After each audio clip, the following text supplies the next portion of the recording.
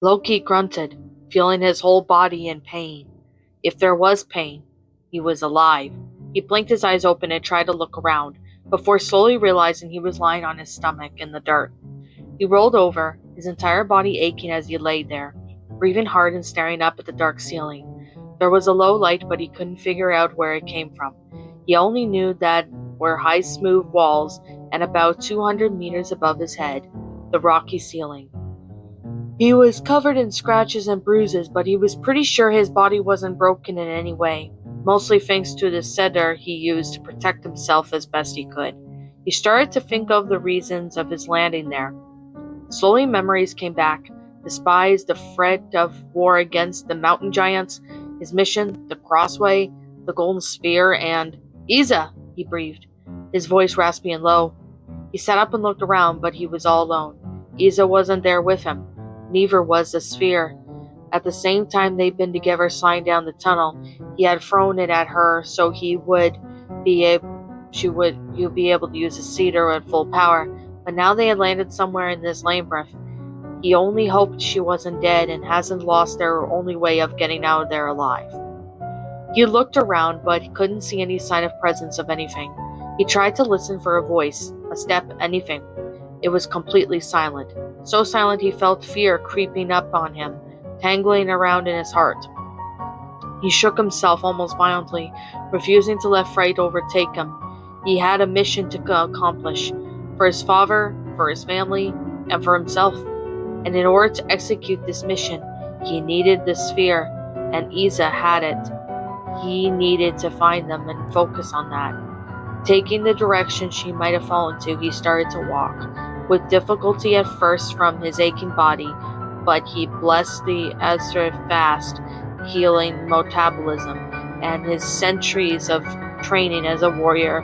Because he slowly walked at his regular pace, his muscles were still aching terribly, and he could feel the bruises getting darker at every one of his steps, but he ignored the pain and kept going. At some point he found some vine and he managed to climb on top of the wall, but the only thing he saw was the immensity of the labyrinth. Without any pattern he could follow or understand. It was a maddening maze, and finding one person or even one magical item was probably impossible. But Loki didn't like the word impossible, and he had a habit into getting rid of them in beside but after the falling some walls and rooms leading to dead ends. He tried to come back to his steps. He realized with dread he was utterly and completely lost. The myths and stories he had read as a child, then older from his researches for the crossway, crept up in his mind despite him, his own words haunting his thoughts. The legends say that some of the most ancient and dangerous creatures live here, a place so powerful and important that even the Midgardians are aware of its existence. They talk about a place hiding in the dark and ancient powers. Some say it's a labyrinth. Loki tried not to think about the fact that he was most definitely lost in a labyrinth, and tried to ignore the particular legend of was read out loud. A labyrinth hiding in a hideous beast that each year that devoured 7 young men and young women, a merciless monster, half human and half bull, just like the labyrinth of Solomon that represented with his inextractability the image of life with its ways and deceptions that led to death. The young man stopped breathing when he heard a monstrous roar echoing through the labyrinth, and he got so scared he jumped and fell against the wall, holding onto it and watching the frightened eyes all around him. Searching for any sign of a creature, he suddenly froze, watery green eyes widening considerably as he stared just in front of him and watching the opposite wall. He swallowed and pushed himself away from the wall and slowly walked forward, not believing what he was seeing. But once he was right in front of it, he tilted his head to a side, lips parting and his breath coming short. He approached the trembling hand and his fingers tracing hesitantly the trails of 5 parallel marks across the wall, marks that were too close to be claws to be a human, but too close to a human hand to be simple animal. Wide, terrible, frightening marks of claws scarring its walls, a hideous beast, a merciless monster. lead to death. Death, death, death, death. You're going to die, Loki. Who said that? He suddenly yelled, turning around sharply and taking his daggers in his hand, but he was shaking. He observed the darkness, but didn't see anything. He heard a laugh, but it could have been the wind resonating through the walls. He didn't feel a single breeze of air, but that couldn't be anything else, right? He swallowed hard, glancing back at the wall, but the wall was gone, just like the claw marks. Did he dream it all? Did he see an illusion? Maybe he hit his head harder than he thought after his fall. He slowly put the daggers back into the sheaths and tried to steady himself, pulling back at his cloak to put it right. He lifted up his head and glanced around, looking mistrustful, but he took a deep breath to calm down. He looked around. There was a wall on his right, but he only had one way to go, forward. The other ways were dead ends. He took a step forward right, and then when another of his thoughts resonated in his head. In all cases, it is a crossway. He gasped when he realized that the wall he had been following, just like the path he had walked on, were gone. He swallowed, breathing steadily, becoming harder and harder as he slowly turned around on himself, and he realized he was now on a crossway. He was in the middle of the cross with 4 ways possible, one in front of him, one behind, 2 on each side of him. But they had appeared suddenly, even without a move, without him realizing it. This maze was playing with my mind, he breathed to himself, talking it out more to break the tense, heavy silence than anything. He narrowed his eyes at each way, but the road seemed infinite, without even an end, unlike all the other ways he had seen until now. He could see the dead ends, where it turned, but now the 4 ways were stretching infinitely without an end. He tried to use his setter, but he was either too weak after using so much or too disturbed to focus, or both. Suddenly he gasped, his heart missing a beat when he saw his father right in front of him, half hidden in the darkness. "The father?" he breathed, not believing Alden would be such a place. It wasn't possible. He didn't know how or to enter the crossway. How could he have come here? "Loki," Alden called. "Father?" he repeated, frowning and sensing the heartbeat increasing as he took a step forward. "Loki." He froze and glanced, with his eyes widened in fear, and his left, seeing his mother showing him her hand, as she always did when he was angry or sad. "Loki, come," Frigga repeated in a smile. He couldn't see her face, it was too dark. When he looked back to where Alden was, he hadn't moved, he hadn't smiled. His body seemed to reject Loki himself, even from this distance, just like he always did. He always stepped away from Loki as a child. As he grew up, even now, he was proving himself a great warrior and skilled strategist. Alden didn't want the second of his son. "Brother." Loki's heart missed a beat, and he turned to his right, seeing Thor holding Mjolnir in his red cape, holding a waterfall of blood. "Brother, please," he repeated. "Thor?" the raven-haired man whispered, frowning at the figure of his brother. None of them were supposed to be here. It wasn't right. Something was wrong. "Loki," Alden called, urgent in his voice that forced his son to look back at him. "Loki, save us," Frigga pleaded, her voice trembling with tears, making her son's eyes tear up as well. "Brother, help," Thor begged, sounding desperate and betrayed. "So stop," Loki breathed, trying to look back on the ground, but he was unable to tear his eyes away from the figures that kept calling him. "Loki, Loki, you need to save us. You need to choose one of us you'll save, brother. Loki, please. I'm your mother, Loki. Loki, obey your father. Loki, Loki. Which death will you choose? Which one will you kill? Loki, brother, Loki." He wanted to scream, but his voice was strangled and he was unable to. But when he looked up in complete panic, he saw his father for the first time. He wasn't darkened. He could see his face, his features, and he was pale and one good eye was closed, and the young god recognized the weakening Alden's sleep. "Loki, choose. Loki, please." His green eyes darted to Thor, and he saw that with horror that Mjolnir had fallen to the ground, just like his brother's hand resting on the dusty ground. When Loki looked up at the horror at his brother, his nose was bleeding and his eyes were crying, with wide blue eyes filled with sadness. betrayal and guilt. "Brother, why?" he asked in a breath. I didn't," he murmured, taking a step backward in complete terror, not believing his eyes. "Why did you do that?" he continued, his voice shaking. "No," he breathed, panting in complete panic. "Why didn't you save me, Loki?" He turned around at his mother's voice, shaking when he saw her falling to the ground, blood tainting her blue dress. He opened his lips to scream, but he was unable to. He felt like falling to his knees, but he didn't have time because he heard another voice resonating around him, or in his head. He didn't know anymore. "You could have saved her. You could have saved them all, Loki." He turned around behind him and he stopped breathing, his heartbeat increasing even more. He stared at himself, the fourth member of the family. But it wasn't him.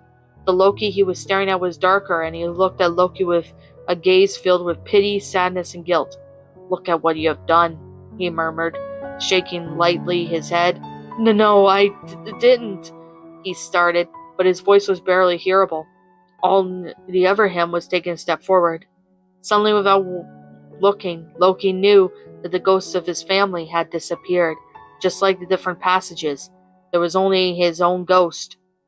"You couldn't choose but to save them. You have doomed them to their fates. Look at what you have done," he exclaimed, his voice vicious. Loki jumped and breathed hard, shaking his head and taking a step back, but his other half, his darker self, seemed to so mad and enraged it took another step towards him in a threatening way. "You've killed them, Loki." "No, you're a monster." "No, I'm not," he yelled. "Don't deny your entire true nature. You're a monster," the ghost yelled back, tears streaming down his face. "No, I'm not," he cried out, jumping away and throwing his daggers at the ghost. The bad, angry Loki gave away the breathless gasp when he received daggers, and as he turned his pale, broken gaze towards the panicked, scared one. Loki would have expected any reaction, except a relieved, sad smile appearing on his graying face. "I am a fool. I am a fool," he murmured, until his voice faded away. Loki didn't look away, didn't blink, but suddenly his ghost was gone. He swallowed and looking and turning around, but he was suddenly back into the maze with the wall on his right and the path leading forward. He tried to ignore the voices of his family, his own mad voice echoing in his mind, but he knew he could never forget those visions. He could ignore them, but something in him told him in the back of his mind that it would never leave him. One day it would come back and it would haunt him again. He took some hesitant steps forward, hardly breathing and still shaken from the visions. He was sweating from his heart, kept hammering against his chest, unable to take another step. He fell more than leaned against the wall, holding onto it with trembling hands, staring right in front of him with wide panicked eyes, terror and horror still dancing in his pale green orbs. "Visions, just visions. They're not here. They're safe. This isn't what's happening. This isn't what will happen, isn't it? It's just a..." Loki froze when he realized that word was about to escape his lips was proof. I'm not a monster," he murmured, closing his eyes and ignoring the tears rolling down his cheeks silently. "I'm Loki, oldest son of Asgard," he whispered. "I'm Loki Oddsson. I am Loki Oddsson," he repeated in a loop, in a low, shaking voice. He was panting and he tried to clear his mind, despite the haunting visions, despite the words echoing in his mind. Despite all that, he forced himself to focus on the one only thing, his mission. He had to reach Utgard, and for that, he had to get out of this nightmare, this maze, to get out of the labyrinth he needed. "I found something, a powerful weapon and magical item that will guide us through the crossway. It will hide us from the creatures and will hide most of its dark paths from us." She gave him a ball of thread. "The golden sphere," he breathed, opening his blurry eyes again. "Isa." He blinked away at the last tears, wiping them angrily, against himself, against his tears, his fears, and the terrible visions. "Isa," he repeated, looking up and moving forward. It didn't take long for the maze to play with his mind again, but the prince was too foggy and too disturbed to think straight. As soon as he saw the golden thread on the ground, he jumped forward after all, and there were little chances Isa could have kept the item in her hand as they fell. It makes perfect sense that the golden sphere would have fallen somewhere else and Loki was just lucky enough to find it again. But as soon as his fingers brushed the golden light, it disappeared and exploded. He blinked down to his knees and looked up. No, the golden sphere, or its illusion apparently, it hadn't exploded. Golden light had just invaded the walls of the labyrinth. He frowned, looking around, and he realized he wasn't in the maze anymore. He was in Asgard, with the white and golden warm room. Seemed familiar, but at the same time, there was something off he couldn't quite understand. Did he fall through one of the crossway passage directly to Asgard? He couldn't believe he was so lucky as to fall directly back to his home. He shook his head, almost slapping himself for even wishing to be home when he had a mission to accomplish. He looked up and finally recognized the room. It was the bedroom Thor and he spent their childhood, and looked at the bed that seemed to be giant for them when they were little boys, swallowing them into layers of sheets and fur. His heart missed a beat when he saw his mother sitting on the edge of the bed, alive and well, the blood on her dress gone. "Mother!" he exclaimed, smiling foolishly and about to jump on his feet to hug her. "Mother!" another voice echoed to his. He froze, still shaking on his knees on the ground, before realizing that his mother was facing whoever was on the bed, and his heart squeezed painfully when he saw two heads, one blonde and one under the covers, behind his mother's silhouette. "Mother!" called the voice again. Loki's voice got stuck in his throat when he realized it was him, but unlike the mad ghost of himself, he was a memory of himself as a child, and with his brother when Frigga was telling them stories to fall asleep. "Are you reading us Sleeping Beauty again, Mother?" Child 4 asked. Loki almost smiled at the memory of his first Misgardian story he had ever heard of, from his dear mother. "Thor is scared of the dragon Maleficent," Child Loki said. Even so young, he was already teasing his older brother. "I am not," Thor exclaimed, glaring back at his brother and pouting. Now, boys, when you're feeling afraid or sad, remember that you have your brother beside you. Brothers protect each other," Frigga said with a soft voice. "Even if he's really annoying?" Loki asked, making the adult version of himself chuckle lightly. "I am not, especially when he annoys you, or when he turns you away, when he is cruel, or even when he hurts you. Never forget that you are brothers, and brothers protect each other," she replied. Loki blinked, and when he looked up, he wasn't a child in his room anymore. With his brother protecting him and his mother telling him the Midgardian stories, he was in the labyrinth in the crossway, lost and afraid. He looked around and fell on his butt, staring at the infinite ways and roads, all ready to trap him and slowly kill him with the memories, haunting visions of horror. He suddenly didn't feel any strength, not to get up, not to find the sphere or Isa, not even to cry or yell. He still remained still, kneeling on the dusty ground, feeling empty without really knowing what the cause of it. The pain, the exhaustion, the emotions. He was missing his family and his home, and he almost cursed himself for wishing to take on his mission. Why did he decide that again? Why did he decide to walk away from his home? Why did he leave it behind? "I shall make you proud, father," he said as exclaimed back there, just proud and happy to have a chance to shine, a chance to be more like just a shadow behind his bright brother. For what was the point of it anymore? Why did he want it to shine? He was just fine in the darkness for as long as he had his family. But it's not enough, he thought, his jaw clenching lightly. "Look at you." He jumped around, taking defensive position, and stared at Isa, who was smirking darkly at him. But it wasn't Isa. It was another labyrinth solution created to drive him crazy, and unfortunately, the maze was making an excellent job at that. "You're so pathetic, Loki," she added with a snarl, walking around him in a circle like a predator would. "Go away," he said, shocked to hear his own voice hoarse from his crying earlier. He frowned, trying to keep his will, but she only smirked more, her red lips mocking him and her green eyes dancing with joy just to see him like that. "You're just an illusion," he repeated with a firmer voice. If he had the chance to go back to his family, it would be by getting out of this labyrinth, so he would fight everything coming his way, if necessary. He was a proud prince and a fierce warrior. He wouldn't be broken so easily, and certainly not by some walls. "Am I?" she asked. tilting her head. More than an illusion. I am your fear, your deepest, worst fear, Loki. You don't know my fears. You know nothing of me, he hissed, clenching his fists. She stopped and stared down at him with her auburn hair taking lightly redder appearance, as if set on fire. Just like her gaze, it was bright green, but it was enchanting and swirling like a fiery beacon in the night. On the contrary, Loki, I know everything about you, she said, with so much conviction it shook him. Suddenly, she was at his throat, her nails brushing his jaw in a way that could have been seductive if her eyes hadn't been so cold and vicious. He was dangerous like a predator, playing with her prey, knowing it will end up dead between its claws and teeth, no matter what. I could tear you apart at any moment, Loki. I can break you into pieces to a point you wouldn't be able to recognize your own reflection.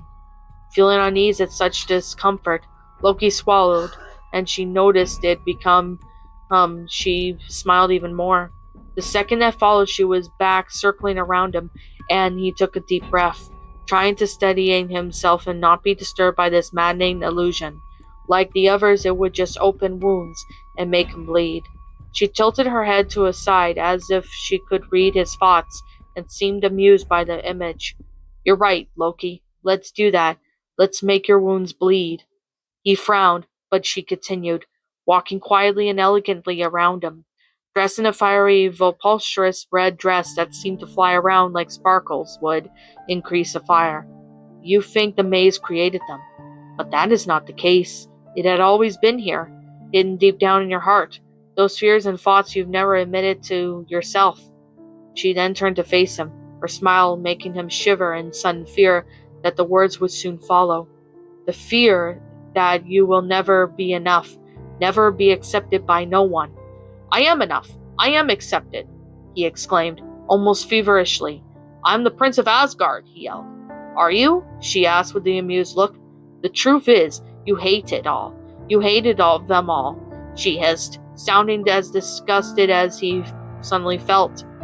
He gave a nervous chuckle, trying to shake off the cold feeling surrounding his heat, but she continued, each and every one of her words hitting him like a wave.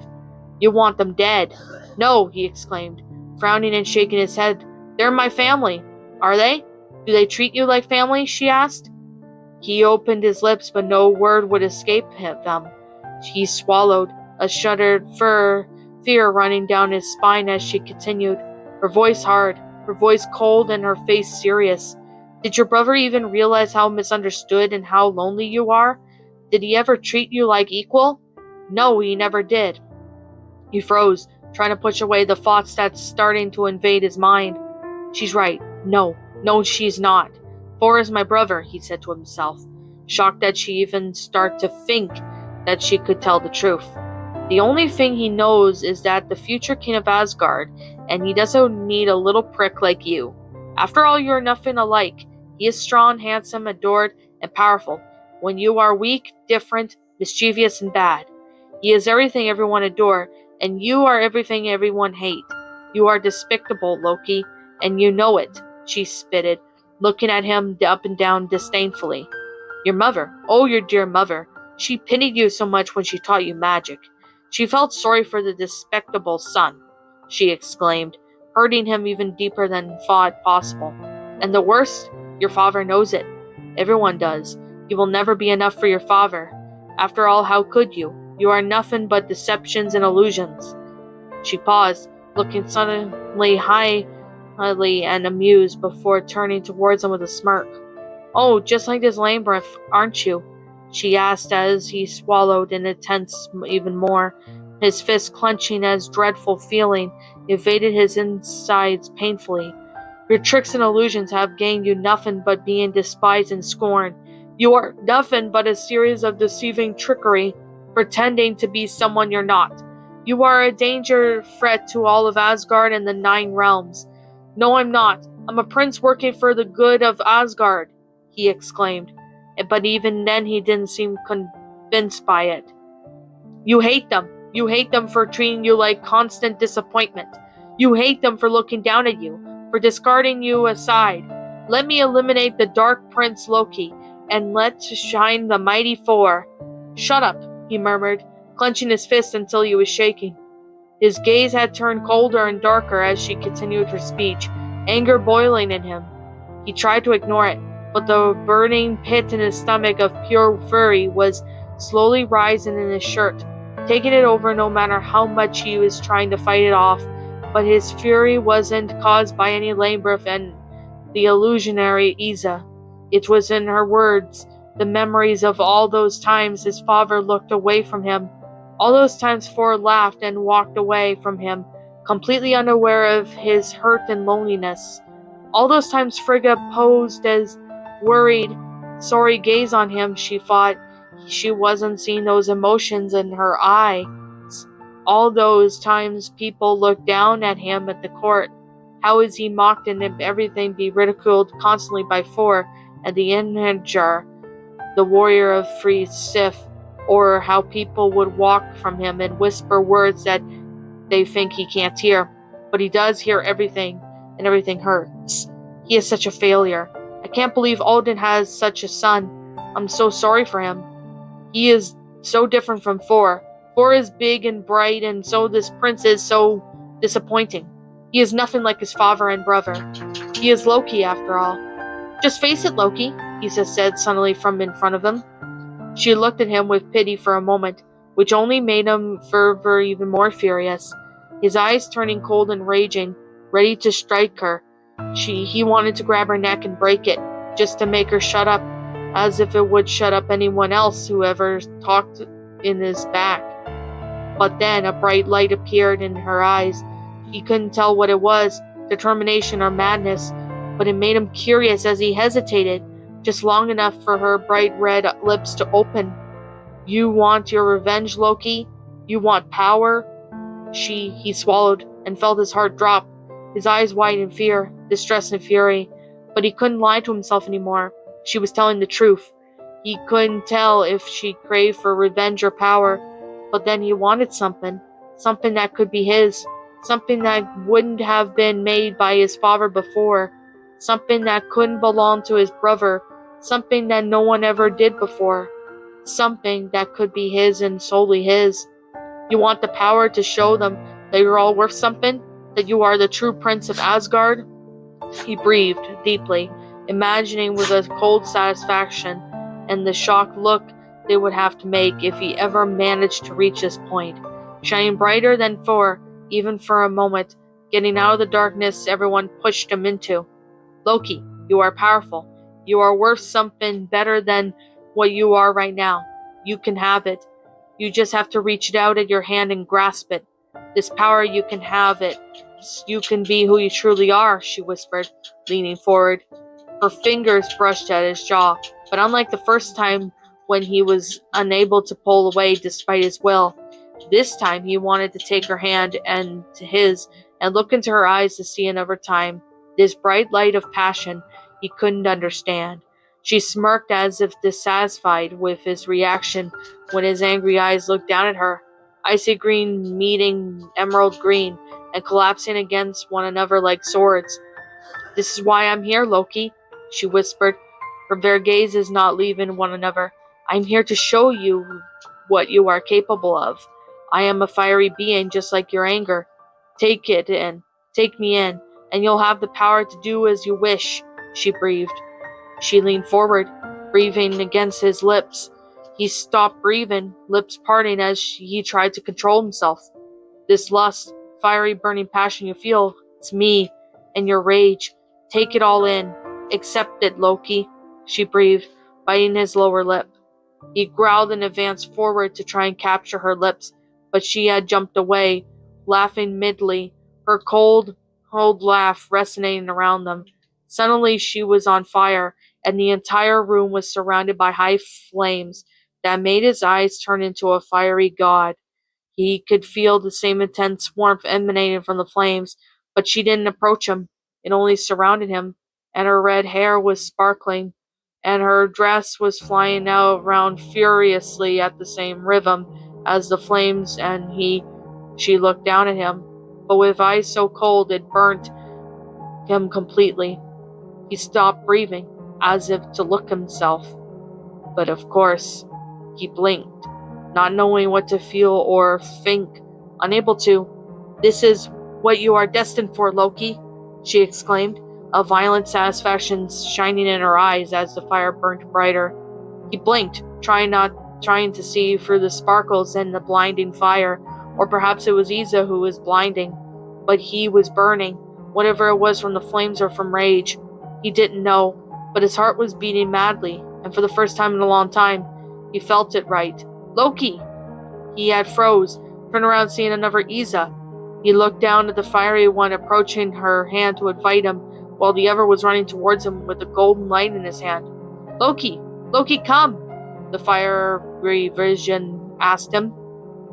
He then watched the fiery mad Isa and the one who was running to him looking scared, desperate, and terribly relieved. Then everything crashed back to him. His mission to reach Utgard and the reasons for pushing him forward. The reasons why he was in the crossway in this labyrinth in the first place. His promise to Isa, the real Isa. The one thing running to him, not the fiery illusion that was trying to tempt him to abandon everything. And then he fought all of his bad thoughts of his last minutes. The guilt and powerless he felt as he saw his family killed, of how he was accused of being a monster, and how he felt like it one before being burnt by his fiery illusion, who was trying to convince him he didn't have a family or a home. Never forget that you are brothers, and brothers protect each other. He might have been rejected, a shadow, but he was loved by his family. He knew it, and he'd rather reject his power, as she promised to spend an eternity of loneliness, watching over his loved ones and betraying them all. Suddenly, all the rage, sadness, and loneliness he had felt in these past decades, and the huge amount of fury that had been exposed, bleeding out his old wounds with this witch, it all came out. He fell on his knees, throwing his head backwards and yelling his rage out, clenching his fists until his knuckles turned white. He yelled it for so long he felt like his throat was being ripped off, his desperate raging voice echoing in the entire labyrinth, if not the whole crossway.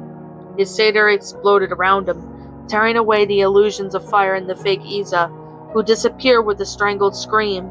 He didn't even realize that he had been crying and had stopped shouting. His scream was still resonating in his ears. He opened his eyes and breathed with difficulty, feeling weak and lost. He couldn't see clearly. Everything was blurry from his streaming tears, and his body couldn't stand anymore. He fell backwards, expecting to hit the ground, but warm, soft hands caught him. And then he heard her. "Loki!" The voice seemed far away, but resonated with fear, worry, and concern for him. "Loki, I'm here!" Isa exclaimed, holding him close as he fell into darkness. He looked up, expecting to see the darkness of faraway ceiling, but instead saw his blurry 2 eyes, bright emerald eyes staring in his own eyes. He saw worry, distress, care, and love. Then he fell unconscious, exhausted, his heart ripped open and bleeding out the rest of his anger and sadness. What's up, my pretties? It's the Lion Queen here. I want to appreciate you all for tuning into this video, and I do appreciate you guys supporting my video by giving this video likes and stuff. If you really enjoyed this video, be sure to leave a like, comment and subscribe if you're new, ring the bell for notifications to when I upload so that way you guys will get updated for whenever I upload. If you want to follow me on Twitter or DeviantArt, feel free to leave a follow on those if you are interested in following me on those socials. If you want to support my backup channel, known as Miss Dark Shigo, feel free to subscribe to it, as a link to that will also be in the About page section. And with that being said, and that being the case, thank you so much for watching, my pretties, and as always, stay pretty.